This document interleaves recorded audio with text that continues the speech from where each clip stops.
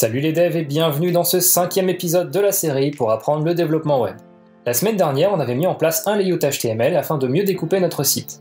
Cette semaine, on va commencer à styliser notre site grâce à un nouveau langage, le CSS.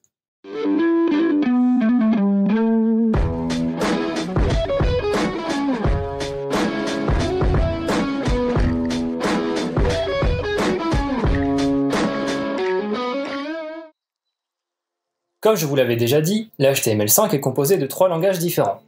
L'HTML pour le squelette du site, le CSS pour le design, et le JavaScript pour l'interaction sur le site. Aujourd'hui, on va enrichir nos sites web grâce au CSS. Le CSS, qui signifie Cascading Style Sheet, feuille de style en cascade en français, va venir se greffer à l'HTML et va ajouter de la forme à nos pages web. Retenez bien ceci. L'HTML, c'est pour le fond, le CSS, c'est pour la forme. En aucun cas, vous ne devez utiliser le langage HTML pour mettre en forme le site, comme par exemple en insérant des balises center pour centrer, ou des balises BR pour espacer. C'est d'ailleurs pour ça que notre site de cuisine actuel ne ressemble à rien du tout. Pour centrer, colorer, espacer, redimensionner ou même encore animer, on va utiliser le CSS. Mais alors, comment on écrit du CSS? D'abord, il faut savoir que le CSS peut s'écrire à 3 endroits différents dans nos sites web. Le premier endroit est directement dans nos balises HTML grâce à un attribut qu'on appelle style. Tout ce qui se trouve en valeur de cet attribut sera interprété pour le design de votre balise.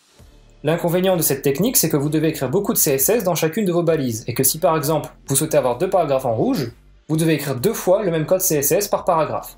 C'est donc le foutoir et en plus c'est pas très pratique.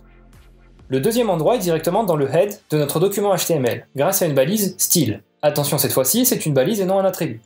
Tout ce qui se trouve dans la balise est donc interprété comme du CSS. On peut cette fois-ci regrouper tout notre code CSS en haut du document et n'écrire qu'une seule fois les règles qui s'appliquent sur nos paragraphes par exemple. Le troisième endroit, et c'est l'endroit que la grande majorité des développeurs web utilisent, c'est dans un fichier à part qu'on va lier à notre page HTML.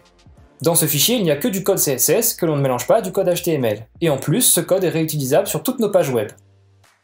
Donc comme d'habitude, si vous n'avez pas le code, vous pouvez trouver les liens dans la description. Ce qu'on va faire maintenant, c'est qu'on va préparer notre CSS. Alors comme je vous ai dit juste avant, vous avez 3 façons d'écrire du CSS. La première façon, ce sera d'écrire un attribut style dans des balises HTML, mais c'est vraiment pas très recommandé.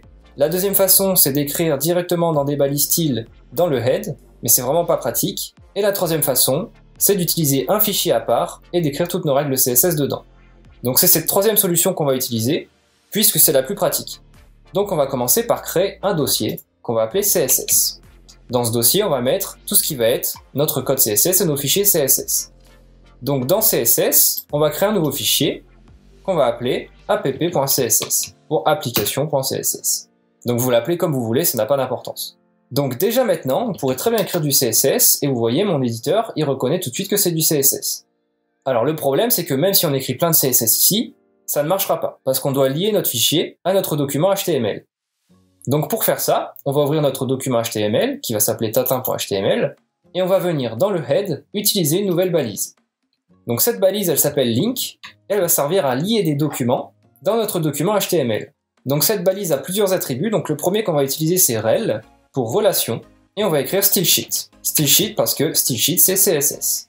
Ensuite on va avoir un deuxième attribut qui va s'appeler type et dedans on va mettre text/CSS. Donc ça sert à dire ce qu'on va te proposer, c'est du CSS. Donc vous avez plusieurs types, on en verra plus tard dans les vidéos, notamment quand on fera du JavaScript, ou quand on fera des formulaires en HTML. Retenez juste que le type, ça sert à spécifier de quel type de document on va avoir besoin. Et ensuite, vous allez avoir un troisième attribut, qui va être href. Donc href, vous commencez à connaître, c'est pour faire un lien vers une ressource. Donc ici, vous voyez un éditeur de texte, c'est très pratique, vous pouvez faire /css, app.css. Ensuite, vous fermez la balise, on n'oublie surtout pas, et voilà. Notre CSS est lié. Maintenant qu'on a relié notre CSS à notre HTML, on va voir ensemble comment on écrit des règles CSS. La première chose à savoir, c'est que chaque règle CSS commence inéluctablement par un sélecteur, suivi d'une accolade ouvrante et une accolade fermante. Qu'est-ce qu'un sélecteur? Un sélecteur, c'est ce qui va nous permettre de sélectionner un ou plusieurs éléments de notre code HTML sur lequel on souhaite appliquer notre style. Et il y a différents types de sélecteurs, mais dans cette vidéo, on va seulement utiliser les 3 principaux, que vous utiliserez dans 99% des cas.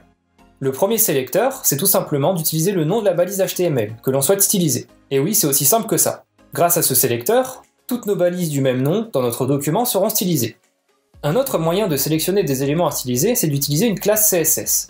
Pour utiliser une classe CSS, on va ajouter directement dans notre code HTML un attribut classe associé à une valeur. Cette valeur, c'est à vous de décider ce qu'elle va être. Ça peut être le mot title ou Grimil par exemple. Attention toutefois à ne pas mettre d'espace dans le mot que vous avez choisi. Ensuite, dans notre code CSS, comme pour les balises, on va écrire le mot que l'on a choisi dans un attribut classe, sauf qu'on va le précéder d'un point devant pour indiquer au navigateur que notre style est une classe CSS. Grâce à ce sélecteur, vous pouvez choisir directement quels sont les éléments qui doivent être de couleur rouge par exemple. Enfin, le dernier sélecteur qu'on va voir dans cette vidéo, c'est le sélecteur par ID. Basiquement, le sélecteur par ID est exactement le même que le sélecteur de classe, sauf qu'il n'est utilisable qu'une seule fois dans notre document. C'est très utile quand vous souhaitez changer la couleur d'un seul élément dans votre document par exemple. Comme pour le sélecteur de classe, on va ajouter un attribut dans notre code HTML, mais cette fois-ci, ce ne sera pas classe mais ID, suivi de la valeur que vous souhaitez. Pour finir, dans notre CSS, on n'utilisera cette fois-ci pas de point devant le mot qu'on a choisi, mais un hashtag. Une fois qu'on arrive à sélectionner nos éléments, on peut écrire nos règles CSS entre les accolades. Une règle CSS, c'est un peu comme les attributs HTML, puisqu'à une clé va correspondre une valeur. Et comme pour les attributs HTML, on ne peut pas mettre n'importe quelle clé et n'importe quelle valeur. Encore une fois, ces règles sont définies par le W3C, l'entité qui met à jour les standards de l'HTML5. Donc chaque clé va commencer par un mot, exemple color, pour changer la couleur d'un texte, suivi de deux petits points, et de la valeur. Par exemple, red pour rouge, et d'un point-virgule pour fermer notre règle. Pour écrire une deuxième règle, on ira simplement à la ligne et on recommencera l'opération. Attention ici, vous ne pouvez pas utiliser deux fois la même règle dans le même sélecteur. Seulement la dernière des mêmes règles sera utilisée. Tout de suite, on passe à la pratique. Eh bien ça y est, c'est l'heure, on va commencer à écrire du CSS, donc pour ça on va devoir se rendre dans notre app.css et on va devoir regarder ce qu'on va vouloir styliser. Donc je vous propose de commencer par styliser l'image ici, parce qu'elle est un peu trop grande. Donc pour styliser une image, c'est très simple, on va devoir sélectionner avec un sélecteur, donc on pourrait très bien écrire par exemple IMG pour la balise image, sauf que si on applique nos règles CSS ici, toutes les images de notre site, donc celle-là, et les autres si on en a, elles seraient automatiquement affectées par cette règle. Donc on va plutôt utiliser un autre sélecteur, par exemple un ID. Donc on va aller dans tatin.html, on va aller chercher notre image, donc notre logo qui est ici, et on va écrire un ID égal, et on va l'appeler logo. On sauvegarde, on va sur app.css, et du coup ici, au lieu de mettre img, on va mettre un hashtag avec logo. Donc tout ce qui va être hashtag logo, et je vous le rappelle, un ID on peut l'utiliser qu'une seule fois dans un document HTML, va avoir les propriétés suivantes. Donc on va commencer par changer la taille. Pour changer la taille en CSS, c'est très simple, on va juste écrire width pour largeur, 2 points, et mettre une taille. Donc pour mettre une taille, on va mettre soit une taille en pixels, soit une taille en pourcentage, soit une taille avec une autre unité de mesure, et on verra ça plus tard. Donc nous on va utiliser les pixels, vu que c'est une unité de mesure que tout le monde connaît, on va mettre 256 pixels. On n'oublie pas le point-virgule. Si on sauvegarde, et qu'on actualise, on voit bien que notre image a été redimensionnée. Donc si vous trouvez ça trop grand, vous pouvez toujours réduire la taille, 128 px, et vous sauvegardez. Maintenant, ce qu'on va faire, c'est qu'on va styliser un petit peu notre menu. Par exemple, on aimerait enlever ces petits points ici, parce que les petits points, c'est un petit peu moche sur un menu. Donc ce qu'on va faire, c'est qu'on va revenir ici, encore une fois, regarder notre code HTML, on va voir ici que notre menu c'est un nav UL, et on va sélectionner. Alors on va sélectionner notre nav UL, et ce qu'on va faire, c'est sélectionner toutes les balises UL qui sont dans notre nav. Donc pour faire ça, on peut écrire deux sélecteurs. D'abord on sélectionne le nav, et ensuite, si on met un deuxième sélecteur, ça va sélectionner tout ce qui est UL dans le nav. Donc pour enlever les petits points, on a une règle qui s'appelle le list style type. Et vous le voyez ici, on a bien toutes les règles qui s'affichent grâce à l'éditeur. Et on va mettre none pour rien du tout. On sauvegarde, on actualise, et on n'a plus les petits points. Maintenant, imaginons qu'on souhaiterait changer la couleur du lien ici pour mettre une meilleure couleur. On retourne dans notre code HTML, on cherche notre lien, et d'ailleurs ce qu'on va faire c'est même changer les liens des réseaux sociaux. Donc ce qu'on va faire c'est qu'on va créer une classe, ici on va mettre classe égale, on va l'appeler link, pour lien. Donc cette classe, à chaque fois que je vais la mettre, ça sera stylisé. Donc je vais volontairement oublier le dernier élément ici, pour vous montrer ce que ça fait quand on ne met pas l'attribut classe. Donc on sauvegarde, on va dans notre app.css, et on va dire que toutes les classes, donc une classe ça commence par un point, qui ont la classe link, on va leur mettre une couleur, par exemple on va dire green. On sauvegarde, et on actualise. Vous pouvez voir que la couleur des liens a bien changé. Alors vous le voyez ici, comme ici il n'y a pas l'attribut classe sur notre dernier élément de notre code, eh bien le lien n'est pas vert. Donc si on veut corriger ça, on mettra un class égale link. On sauvegarde, et voilà. Ce qu'on va faire pour nos liens maintenant, c'est que par exemple dans les réseaux sociaux, on va enlever le soulignement. Donc on va aller dans notre code HTML, dans les réseaux sociaux, et on va venir ici sur le UL, mettre un ID. ID égale, on va l'appeler Social Network. On sauvegarde, et ce qu'on va faire, c'est utiliser une combinaison de cette écriture-là et des ID. Donc on va venir sélectionner Social Network,